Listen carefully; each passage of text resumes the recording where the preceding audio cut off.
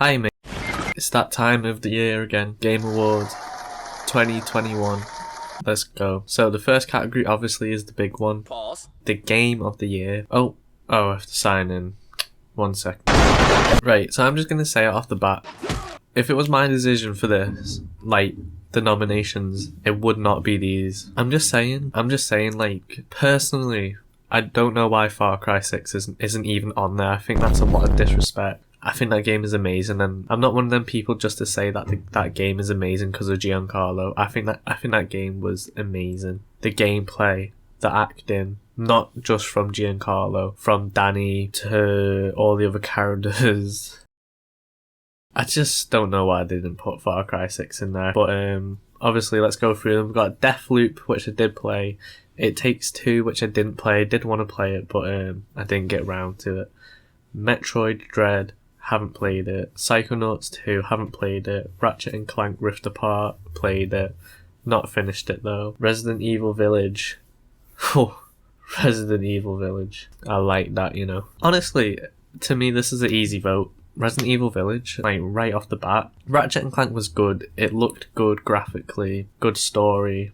I don't know why I didn't finish it. I didn't want to finish it. I think I played enough of it. Deathloop isn't my type of game. I want to say I understand why people like it, but like, I don't know, I just don't see the good in that type of game. But like, obviously it's a good game. I just don't think it's Game of the Year worthy. And Metroid Dread, I've not played it, but obviously it's that big Nintendo drop, isn't it? So I was kind of expecting that to be on there. But yeah, if I'm honest, I did think I thought Resident Evil, Ratchet and Clank, Deathloop, Far Cry 6, they're the ones that I thought that was definitely going to be on there, but obviously Far Cry isn't on there.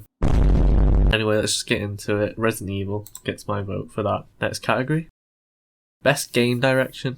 Awarded for outstanding creative vision and innovation in game direction and design. Honestly, game direction and design, I'm gonna have to say Ratchet and Clank. The design of that game was amazing, and the way that it had like very like movie like cutscenes as well, and really good gameplay. Best narrative. Why isn't Far Cry on here? Or Resident Evil? I've not played any of these games enough. Best art direction for me. It's Ratchet and Clank. I'm liking Ratchet and Clank today. Best audio design. You know, gotta pick Village. That part with the baby. Who the fuck threw that motherfucking busted ass goddamn Adidas? Oh my gosh, that part with the baby.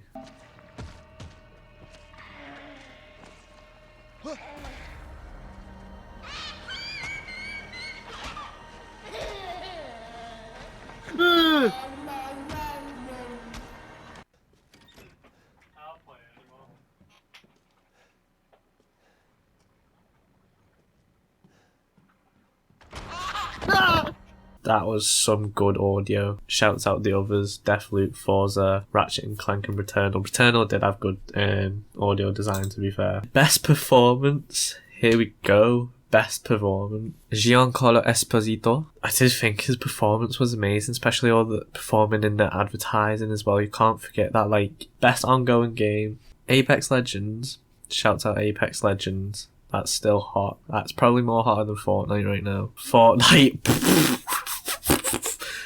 No offense, Fortnite, what I said about Apex before. I didn't know you was on this list. I thought you wouldn't have been. Like, no offense. It's a simple one. Bit of a controversial one, actually. Because obviously you got the big dogs like Apex, Fortnite or COD. I don't know about Genshin Impact or Final Fantasy. They might be popping as well, but to me, it's easy. It's Warzone. Best indie title. You know I love me an indie game. I don't know how you would know that, but I love me an indie game. You know I love Daisy Ridley, so I'm gonna have to go for 12 minutes. Not to mention The Mind of Luis Antonio.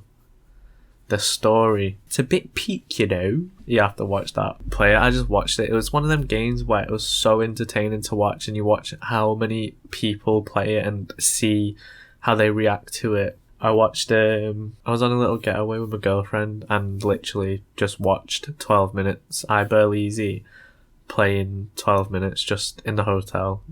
I just had to watch it. I could not know the ending. I had to watch it. Best action game, Back 4 Blood. You can actually get out of here. Like, what? Why is that on there? Best game in the action genre, focused primarily on combat. Do you know how many different ways there is to use combat in Far Cry. Now I know like I sound like I'm bumming off Far Cry, but do you know how much, do you know what I mean though?